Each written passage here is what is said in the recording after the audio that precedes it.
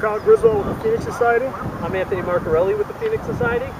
Today I'm going to be talking about using finestra and post-Donna as a transitional guard in order to establish a good posture to chamber a pendente or a mezzana. Basically, in the Phoenix Society, we like to concentrate on delivering strikes and thrusts that would be martially sound.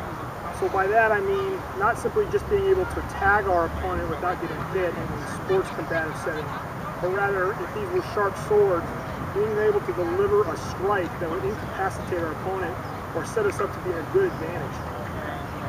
So part of the problem we see is in order to set up these cuts in certain wards, we're not in a position where we're mechanically sound to throw a good strong pendente. If I'm in breve, I can do this little chop to the wrist, to the hands. That might be enough, but to a torso, to a thigh, that might not be enough to end the fight. And I'll probably, if I hit him and I don't incapacitate him, I really leave myself vulnerable in a real fight.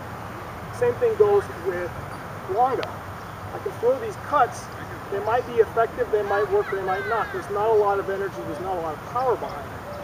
So the idea of what we've been trying to experiment with is using finestra and post-Donna as a transitional ward where we can move from breve, from longa, from boar's tooth in order to put ourselves in a position where we can chamber a good strong cut.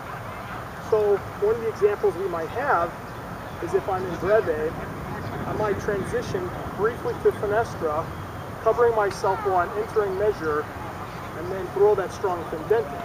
I have to be careful when I'm doing all of these transitional wards, because if I do them within my opponent's measure, while I'm transitioning to these other wards, I leave myself vulnerable.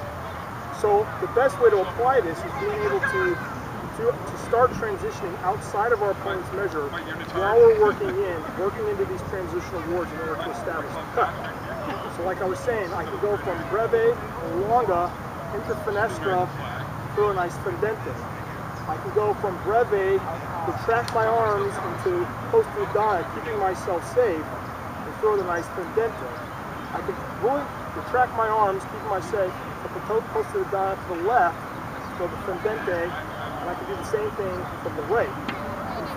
Quickly putting it all together, it may look like this, it may look like that, it may look like this, it may look like that. These are good, strong cuts. They have good rotation.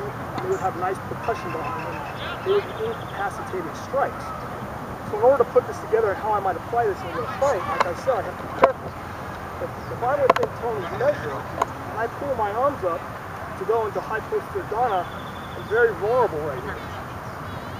But if I'm transitioning while I'm taking my passive step out of measure, I can establish the cut and be safe. I can move offline. I can try and establish where his sword's going to be while I'm delivering his cut. The other option I can do is I can cover myself going into finestra as I enter measure. So I'm going into finestra as I enter measure. It's sort of like establishing a villain's ward.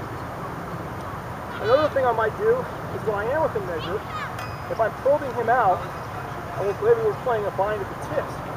If I know he's not really going to do something, he's not going to give me a committed cut, he's not going to give me a committed thrust, and we're just playing the tip line game. From here, I know he's not probably going to generate a nice strong strike.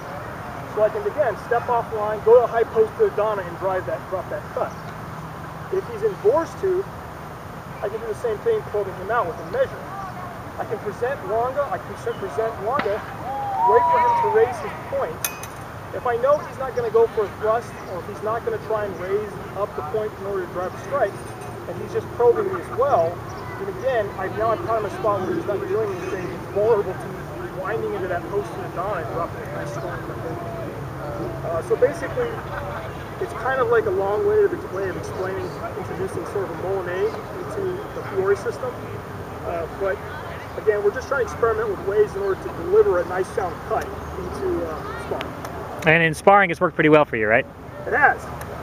Lots of people are really upset about me cutting them very hard.